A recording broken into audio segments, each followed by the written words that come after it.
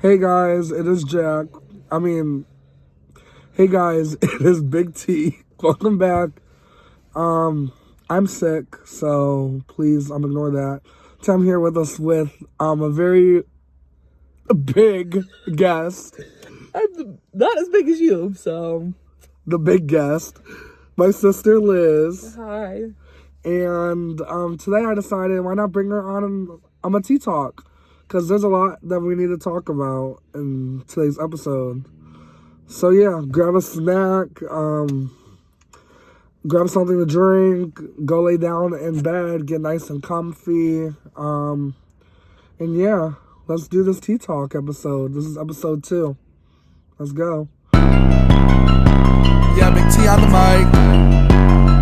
Yeah, run it.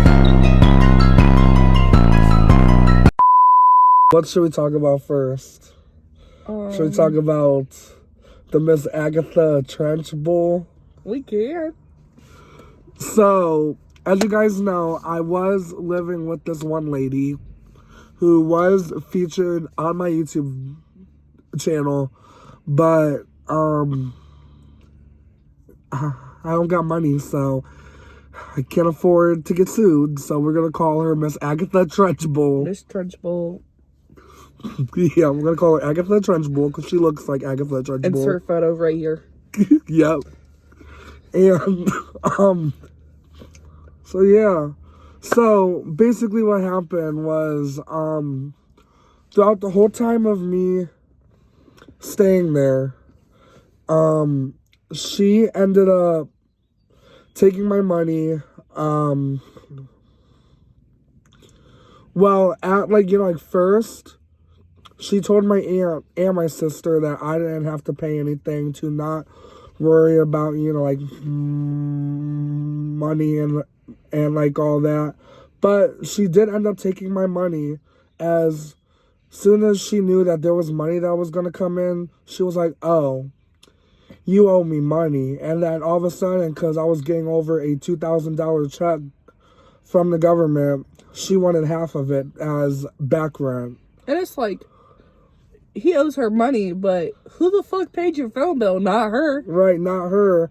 Like, yes, she did go and pay for things, but not $1,200 worth of things. The only thing I really should have paid her back for was when she paid $230 to get my house winterized. That's the only thing that I should have paid her for. So, okay. And then she started to say that I owe her money for the mattress that she bought me, for all the times that I for all of the groceries, the water bill, the electric bill and stuff. Which, yes, I get that.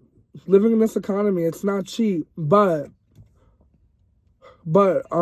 she also has her daughter staying there, and her daughter don't pay her a dime. Don't pay no bills, no nothing. I'm trying to get the glare out. No bills, no nothing. So it's like, make it make sense, you know what I mean? And like, it'd be different too if Jack wasn't a fucking minor, but you don't agree to take a minor and then expect them to pay for all this shit by themselves. Exactly. And then fucking, you can't say you're a good Samaritan and then fucking expect all this shit back. Like, I work a fucking minimum wage job. I support me, my fiance, my 3 dogs, my cats, my brother, his cat now, and I have roommates. Mm-hmm. And I'm fucking doing it. And I haven't asked him for a single fucking penny. Mm-hmm. You know? Like, shit's not fucking cheap out here. I get that. But you don't say that you're gonna take in a kid and then fucking not get them their basic fucking needs. And then another thing was her and her daughter, they were disrespecting my personal space. I'm not going to go down for that. So I was on the phone with Chris. You guys know Chris. And he was like, you should low-key say something to her daughter, you know? I was like, okay, yeah, sure.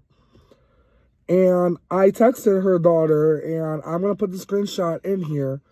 And her daughter said that I'm not going to steal your shit.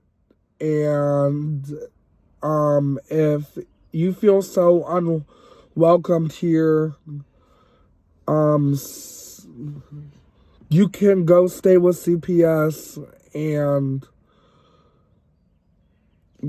yeah, pretty much that. And then she decided to finish it off with, don't you dare like hurt my mother. Don't try hurting my mother. And I'm like, hurting your mother?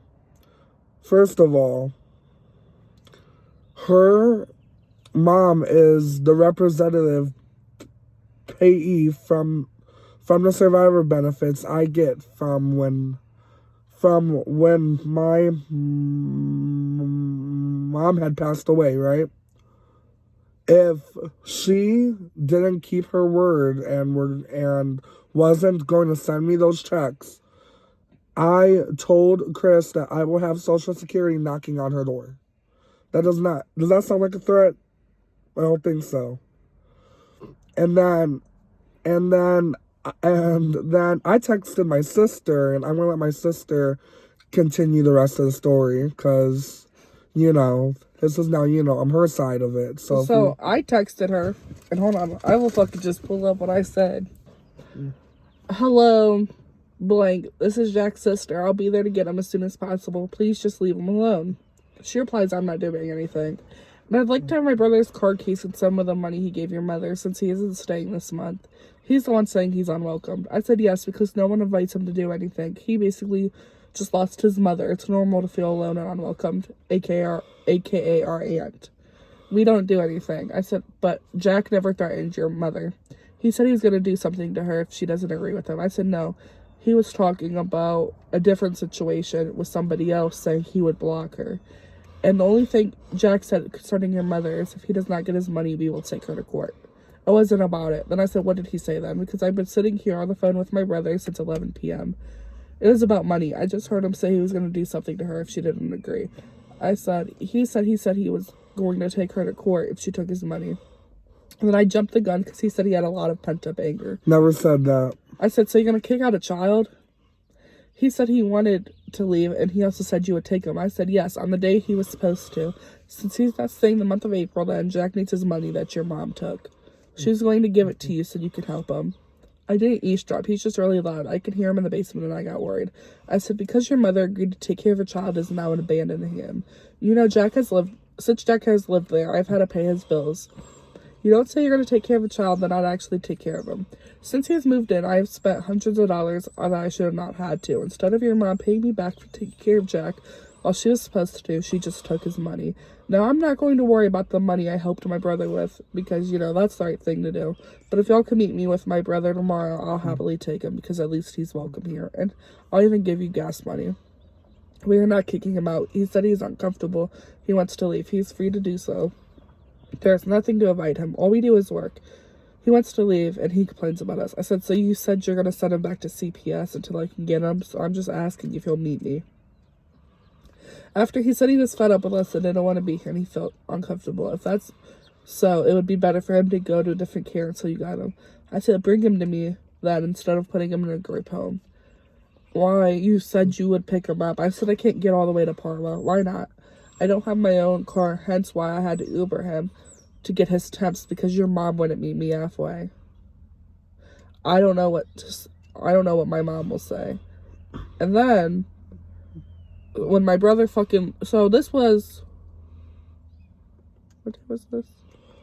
This was Saturday, March 29th at 12 a.m. I got off the phone with my brother about 11:50. He called me back at about 12:05. Like, it was barely any fucking time.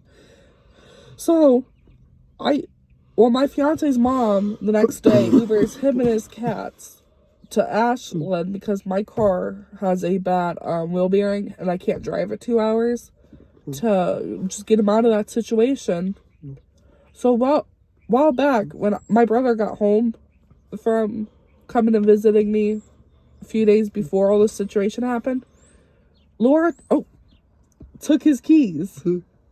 Yeah. Yeah, she took my keys. Basically, what happened was that I just got home from being out with my sister, and I had to go and take a shower because I was gonna get picked up by Audrey. You guys have also met Audrey. And I go put my keys in my room. Mind you, she did ask me for my aunt's car keys. And I was like, sorry, but why do you want them? And then she just kept telling me this bullshit, like, it would just make me feel better. So I just got home. Oliver's right there. So I'm over there giving love to my cat. And then I'm just ignoring her. Like, bitch, no, you're not taking my key. And I don't think anything of it. Because I don't think that they're the type of people to. So I grab my keys, I go out with Audrey, and when I get home, I'm trying to look for the house key. And I noticed the car key's gone. I'm like, oh. So I try to get a hold of my sister. She's not answering. I tried to get a hold of Hannah. She said that the key's not in her car, and the only reason why it would be with her is because she's the one that picked me up from halfway because Laura didn't want to.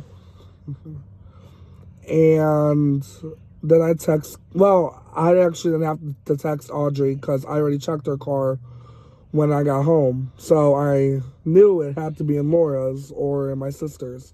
So I go up to Laura and then I go and ask her, did you take my key?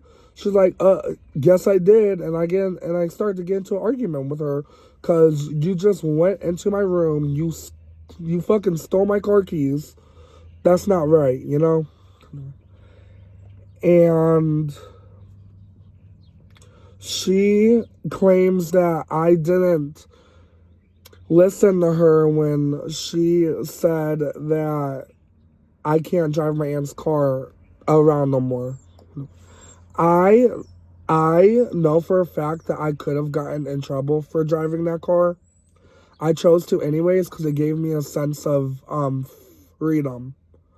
Because I would always be locked up in the house. I couldn't rely on her for anything. So obviously I took advantage of having my aunt's car to get up to Family Dollar that's on the corner, to get up to the gas station that's on the corner, to go get food at McDonald's a few times because the bitch wasn't cooking. So obviously I did take advantage of that car. And it would be different if at the beginning, in November, the day my aunt passes away, she says, Jack, I want the keys, I don't want you driving. Mm-hmm. But she knowing he just had his temps, allowed him to drive.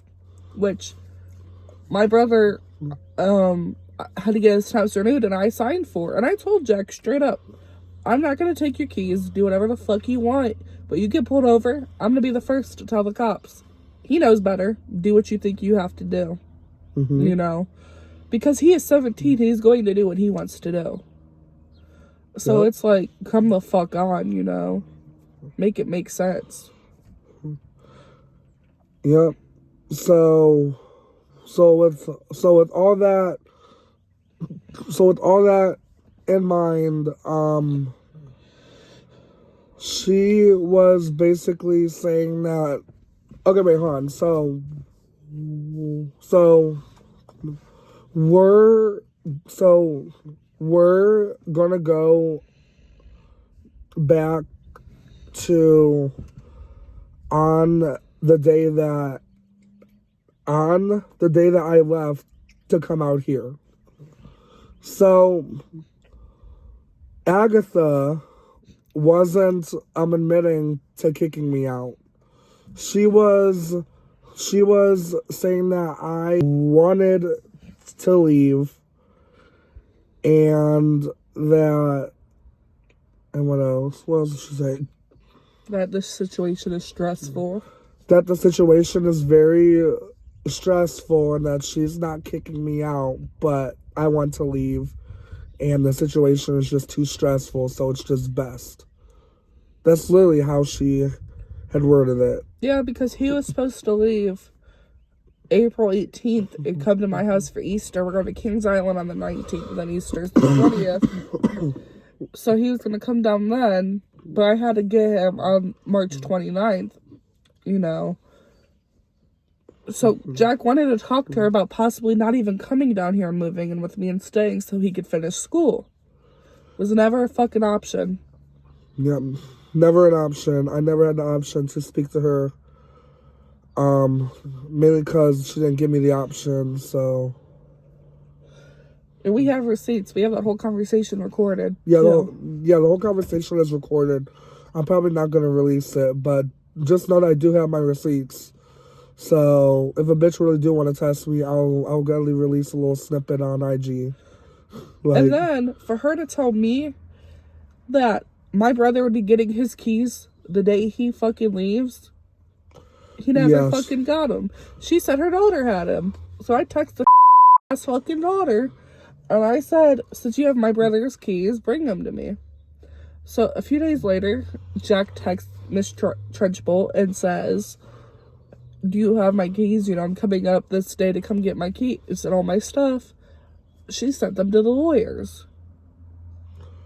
So, the good news is at least they are at the lawyers, and she is no longer in possession of them. But she is in possession of all my shit. So, I will be going down to Cleveland this Sunday to go and get the rest of my stuff.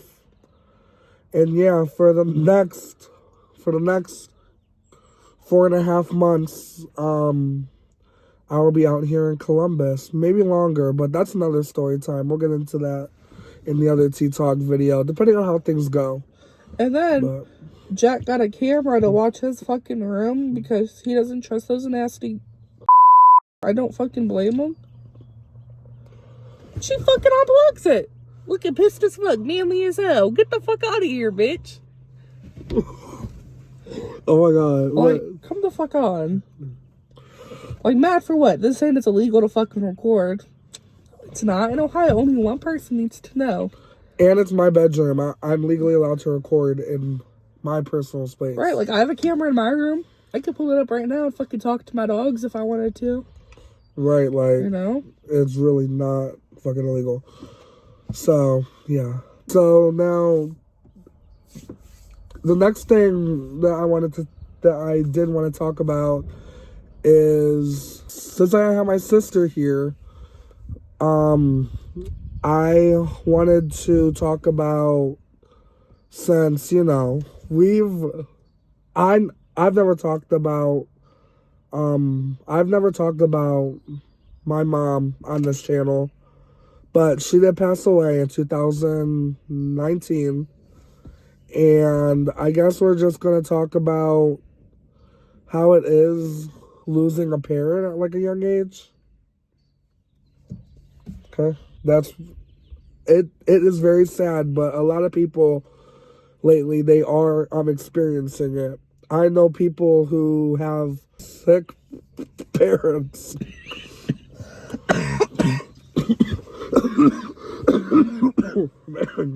You started to cough to make me cough. How was it? Okay, so basically we're gonna give you a backstory. We had never lived with our mom.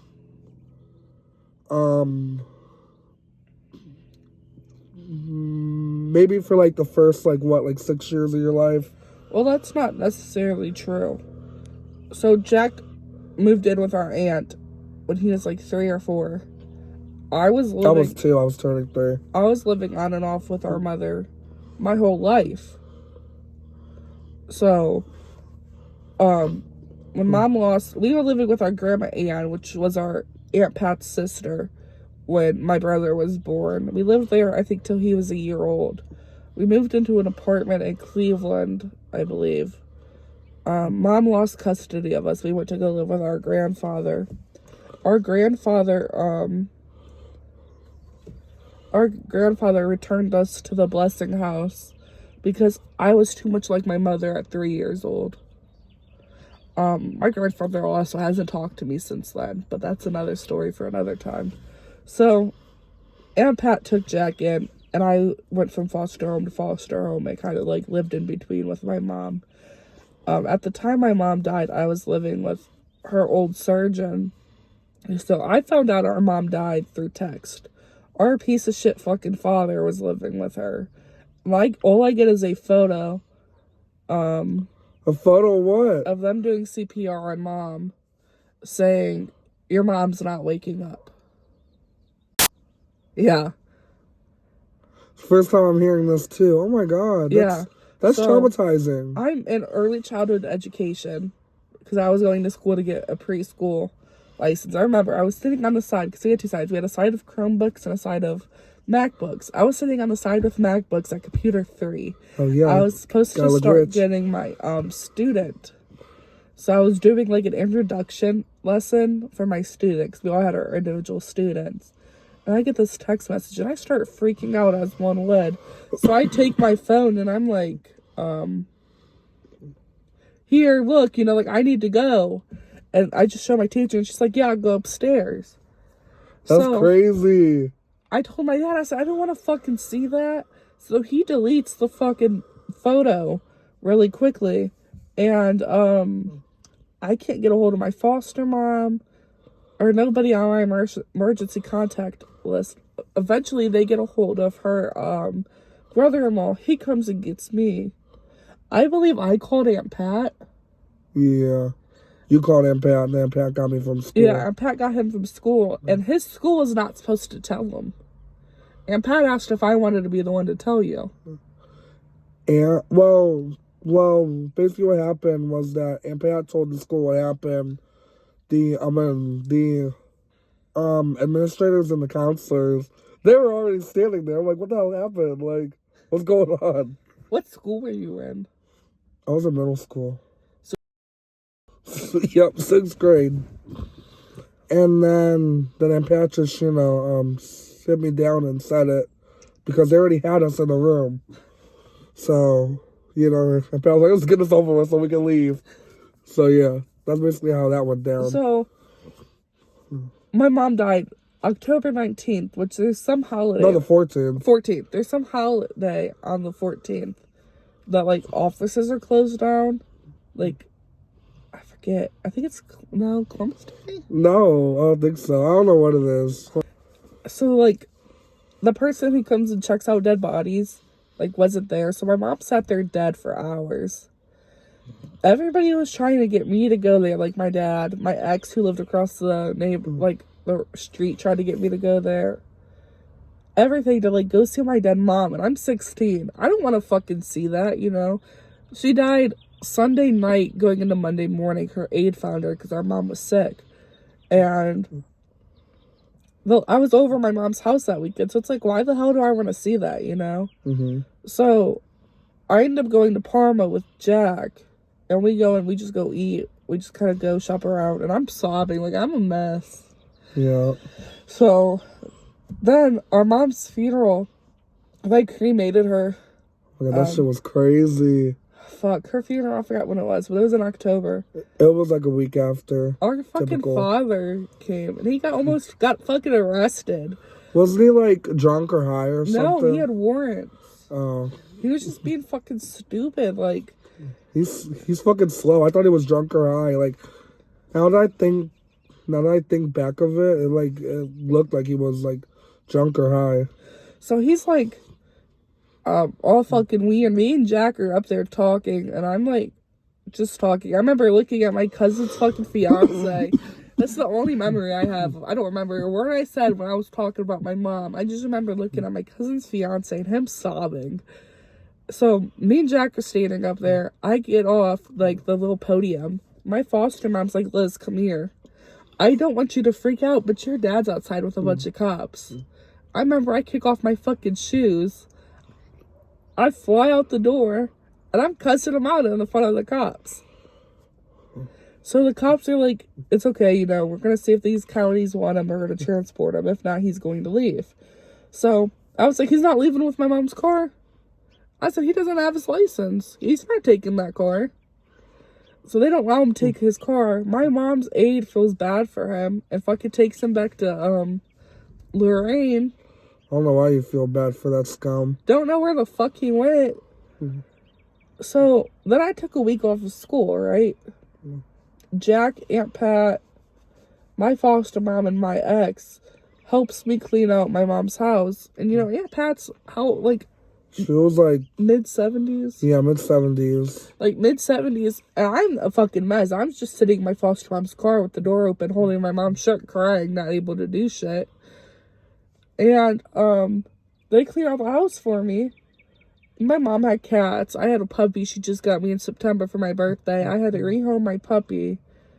And 2 of my cats, my foster mom let me keep one, the one that I was really close with. And it was just fucking horrible. Like, our aunt, not the older one, but our biological aunt should have came down and cleaned that fucking house. Me and Jack were kids. We should have not had to clean that apartment. Right. You know, like... And then, I remember this one time, our dad was just fucking sitting on the couch, fucking eating all the food. Was he? I don't remember him being there. He was there. He was there. He was there the first day I went. Then I must have fucking, like, blocked that from my memory. He was fucking being fat, eating on the couch. So then, we had to fucking... You know, I had to move all that shit. My mom had a lot of stuff. I had to be the one to turn in her keys. But yeah, I had no say in my fucking mom's funeral. I was 16. I wasn't young. I was young, but I was young and like old enough to know. Yeah, but like she also didn't have money for anything. But still, like, Grandpa and our aunt did it together. And they didn't talk to our mom for years before she died. They didn't know what she wanted. They at least could have been like, hey, Liz, do you at least know what your mom wanted? Right. You know? So then, like, I was basically told if nobody cleaned out our mom's house from our aunt, that it just wasn't getting cleaned. So I had to do that. And, like, me and our aunt don't talk. And the reason we don't talk is because she buried my mom's ashes in a Jewish cemetery. Didn't even, like, actually bury them. They fucking dug a hole in a grave. And our grandma's grave, which is heavily illegal. And poured my mom's ashes into them without me or Jack there. All that was there is our aunt, our cousin, and our grandpa. And it's like, I didn't find out for almost 2-3 months after. Because she didn't want to tell me because I'd have a bad reaction. Damn right I would. If you knew I was going to have that reaction, why fucking do it, you know? Right. Like, and it's disrespectful to the cemetery because our grandma was an Orthodox Jew, and because of the Holocaust, Orthodox Jews don't believe in cremation. So it was like, that's disrespectful one, you know? Like, my mom dying just, it was weird. That's when I started, like, not giving a fuck anymore. Right. Alright, now on to you. So, now that you're now 21, going on 22 this year, how are you, how's it going? Like, yeah, how's it going? Do you have any, advice for anyone who has just lost a parent, is losing a parent? Do you have any advice for them? And like, the hardest thing for me was, like, the dreams. I had really bad nightmares after. Like, it was, like, this gonna sound, like, really scary. I had nightmares that mom was alive again. But, like, she was hiding from me. And at the end of every dream... I had one like that. I had a dream that she was, I forgot what it was. It was like, I had a dream that, like, someone just came up to me and said that your mom's alive, and they took me to her, and she just, you know, like, fucking ran away. I don't know how she ran, but she ran. Like, my dreams are, like, mom was alive. Like, there was this one where, like, she contacted me off of a weird number. And then I wasn't able to reach her at that number all again. Then all of a sudden I was. But she didn't really act like my mom in those dreams. Or I'd have dreams, like one of them, we were in like this big ass car garage, and the dream was me chasing her. And she was in the car and I was chasing her on foot. And at the end of the dream, she drives off and commits. Almost all of the dreams that I had, she ended up. Like, she was always ending up dead in the dreams. So, like, it was bad. Like, I had to be put on medicine and, like, to sleep. And, like, it was just fucking horrible. So, like, my biggest thing is, like, don't, like, if you get those dreams, get help for them. Because it's not good to just sit there and let them go, you know. Take all the time you need to, like, I took a week off of school and I got criticized for it. But I honestly should have took longer. Like, it was so bad. Also, another thing that I did that nobody should do is get into a relationship with a guy. I met this guy. Should I drop a name? Let's be messy. Alright, I'm gonna do his last name. McGuire. Wait, this is T. I met him in November. November. And he was the one, like, I attached myself to after my mom died. And I was 16, he was 19. And, like, it was bad. Like, I was, like, if he didn't give me attention, I felt like my whole world was crashing because he was basically my comfort when losing my mom, you know? So, like, it was really bad in that situation. He put me through the fucking ringer for 4 fucking years. I called a church because of him. And now his bitch ass is in fucking prison begging for me back. Like, just don't fucking, like, get into a relationship right after your fucking parents die because it's not fucking good. You know, like, fuck him, you know, fuck him, fuck his mama, fuck his fucking brother who tried to fuck me. But that's another story, you know. Like, it was just a bad situation. God. Like, I was leaving school every fucking day because he would throw me into a full mental breakdown. Then it would make me think about mom, and I'd spend like 2 hours crying in the fucking bathroom and have to have my foster mom come get me. Oh my Lord. It was at least 3 times a week, you know? Like, it was bad. Like, really fucking bad. So, like, she was fucking wild. Fucking crazy, I tell you. I need a drink. Alright, guys, it is a few weeks later from when that last clip was recorded. I am hopping on this clip because a lot has happened since I had made that last clip. I had went down to Parma to go and get my stuff. And upon doing that, tell me why the police were there. The police were there. She called the police and she had all my shit in the fucking doorway. I don't know why, but all my shit was just sitting in the doorway, right? I have this cat litter deodorizer stuff. It's that Arm & Hammer stuff, and it has, like, you know, it has like a lavender smell. I have that, and tell me why all of that fucking powder all over my stuff, all over my TV, all over my boxes, all over my mirror. Nowhere near where the odor riser was. That shit was still on my stuff. I don't know how that got there. I was pissed off. I was like, why is this all over my stuff? And I wanted to go and check that room to go and make sure that all of my stuff was out there. I had some important stuff. That was my aunt's that I had away in that room that I wanted to make sure was all out. I got the chance to. And there was a cross hanging on the left side of the door, mainly where my mirror was hanging. If you guys are my friends and you guys know how my room was set up, even through the vlogs, you guys kind of got an idea of how my room was all set up. On the left side of the door, where my mirror was, I saw a cross.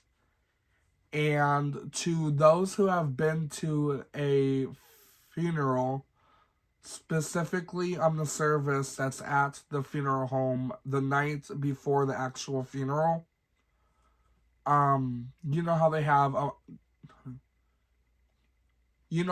a cross on the casket, especially if they're religious, especially if they're Catholic, you know.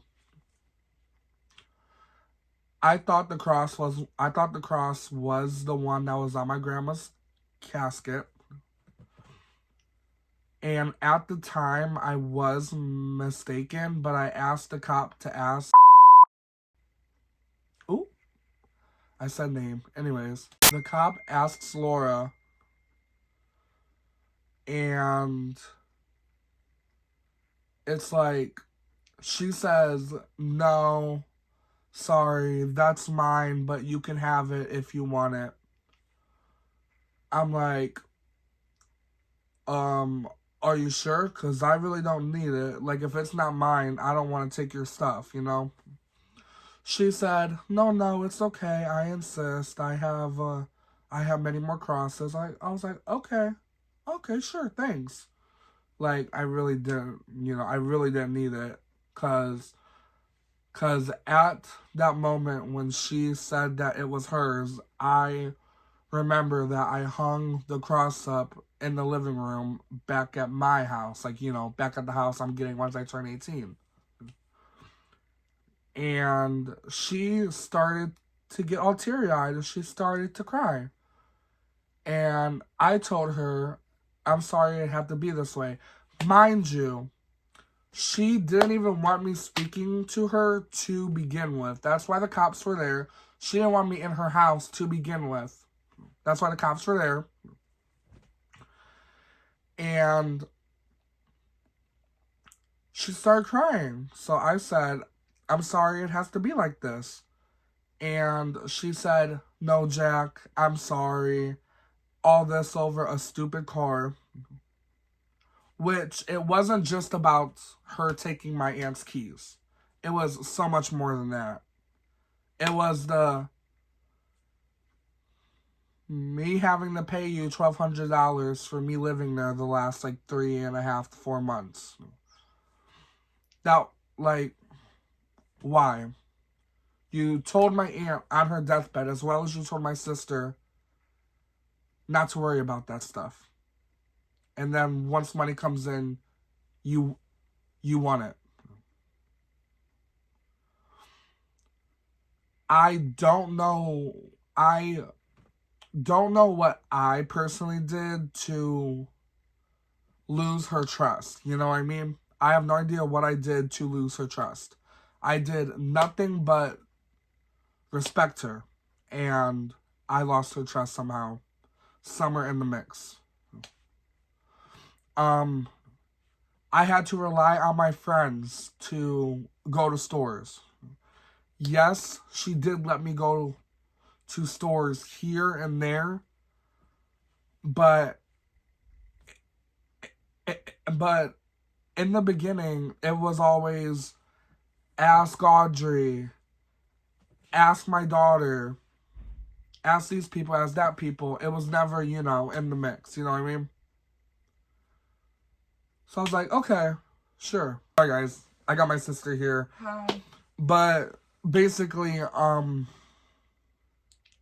she had asked me for my forgiveness. I really didn't say anything. And then she asked for a hug. I gave her a hug, but it wasn't for her. It was for me, so I can get my closure. You know what I mean? Yeah. And I still want to know why the cops were there. I still want to know why all of the litter deodorizer was all over my stuff. Right, especially because the little deodorizer was in one box, so it doesn't mean why it was in every single box. Right. So it was in every box. It was on my TV. It was on my mirror. It was on everything. It's like they took it and went like that before packing like all your shit. I wonder if it was her daughter. But so yeah, thoughts now. Oh, that's another thing. When when I when I was walking out, she was like, you know, Jack, when you come back, if there's anything that you need, you can always call me. I'm still gonna be there for you. And I was like, okay, yeah, okay, thank you. Like, you know, what am I supposed to say? So, thoughts. So, thoughts now. I know that it was her. I know that it was her daughter that gave her the idea to get me out. She didn't want me out, but she's only taking accountability for a quarter of what was actually, you know, going on. The car keys was just, you know, like the tip of the iceberg. That was the thing that actually tipped me over. So, yeah,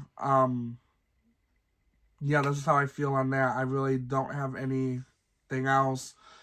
It's done and over with. I don't talk to her anymore. Oh, and I also want to say that I don't know if I said this earlier, back when, you know, me and Liz were filming, you know, I'm the first part of this, but her friend on Facebook that was making all the comments. We'll call her Potter. We'll call her Potter. Potter, she got caught up. Although she might have been caught up. I don't know if she was just, you know, lying to cover her tracks, but I did ask her, did you tell Potter this? Did you tell Potter that? She's saying she had no idea what I was talking about. And then I sent that on Facebook, and then I tagged Potter, and she didn't say anything. Potter's just fucking on drugs and old as hell and has nothing better to do with her life. I agree. With a fucking 17-year-old and talk about shit she has no idea that goes on, and then have her ghetto ass fucking family get on shit. Like, bitch, I'll show you who's fucking ghetto. You don't know what ghetto is. You live in Parma. Right. Like, come on now. Alright, so that's the end of that part. The next part that I wanted to discuss, it's only gonna be like a little tiny part, and it's also me giving you guys like a life update as to why I'm not gonna be able to push out content as I once was able to. I got my first job. Yes, it took me till 3.5 months till I turned 18 to get my first job. But I do got my first job. Better late than never. And it is taking up my time. But there are things planned for this summer, and it will be vlogged. I'm saving up paychecks once I'm able to, as well as the money that I get from my mom to get a camera, so everything will be more professional and all that. And I'm getting a car, so I'll actually be able to go places. And Tennessee is on our mind for this summer, so we're talking Dollywood, the wax museums, Nashville. and we're gonna be in Tennessee, so I'm hoping we can do like a little a day up in the mountains. I hate driving those mountains. You hate driving them? They're scary. Me and my fiance went to Tennessee last year and it was raining, and like, you'll be driving and this will be like the edge of the mountain. You'll literally have to like get onto the edge, and it feels like you're gonna fall off, especially in the fucking rain.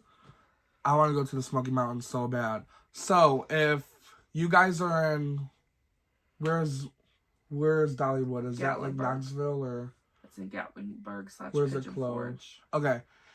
Anyone, or if you guys know anywhere in Tennessee that is close to Pigeon Forge and is like, like something cool that we should check out, please comment down below, because trust me. We're going to do a mountain coaster. A what? A mountain coaster. It's a little coaster that like a bunch of people make, like a bunch of different people make on the side of the mountain. Oh, those? I've seen those before. I actually really wanted to do one of those. And like you can see like bears and shit when you're on them. I've seen those on TikTok and YouTube. Yeah. I want to do those. We're going to do one of those while we're out there. That'll be fun. Oh my god, yes. Let me know if you guys want to see that, because I'm going to get like, like a GoPro and shit and put it on our heads. That's fun. Yes. Let me know if you guys want to see that. That definitely is something that I can definitely make happen. I'm gonna do like a little Tennessee vlog, make it like like an hour and a half vlog, or we can even split it into two. Let me know what y'all want. Y'all want a movie, or y'all want a TV show? Right. Y'all want a movie, or like do y'all want a little like like a 2-3 part special? So yeah. So I have a job. I turned 18 and it's about to be May. So 3.5 months. That's crazy. I'm going to be an adult. I'll be 22 in 4 months. 22 in 4 months, and I'll be 18 in 3.5 months. So we're getting old. We are. We're going to be dead soon. So, for my 18th birthday, do you guys want to see, like, a birthday vlog? There's a lot that has to be done. The driver's test. I'm going down to Cleveland to go and get my car, hopefully. Getting his first tattoo. Getting my first tattoo. And I'm also thinking about getting my nose redone, too.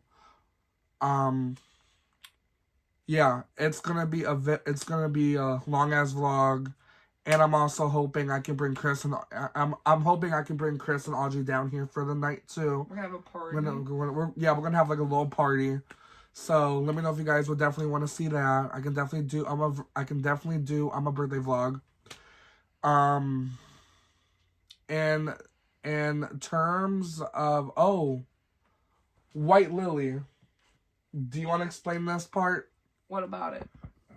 Basically, just our experience. Okay, so we went to this church called White Lily Chapel in Ashley, Ohio. And we went to the Wednesday service. They said it's a message service. So me and Jack went.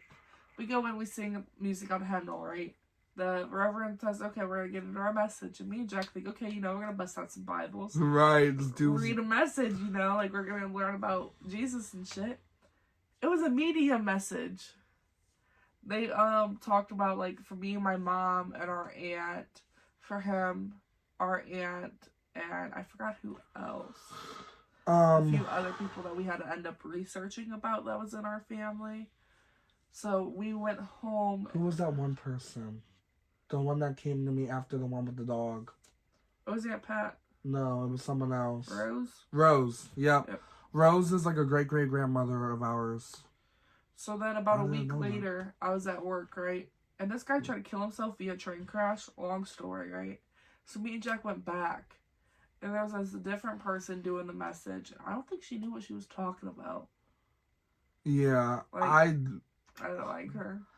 I didn't like her because she wasn't so, she, wasn't really spot on with us, but with, the other people. Because I don't know if you saw the people that were in front of us. They were shook. That was, their first time there. Yeah. They were like us the first time that we walked in there. But definitely the, reverend that is, the head,